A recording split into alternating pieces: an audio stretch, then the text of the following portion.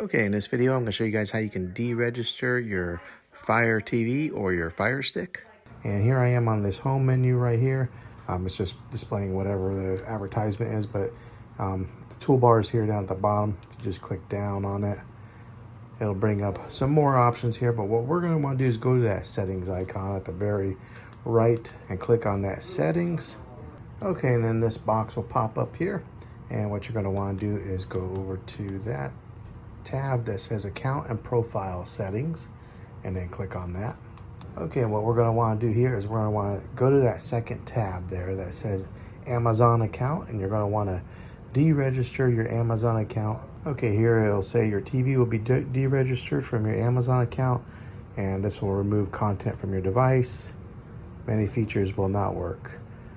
So to do this, just go ahead and reconfirm by clicking on deregister. All right, another menu pops up here to confirm it. Your device will be deregistered from your Amazon account. All right, and then let it do its thing. It says deregistering your TV.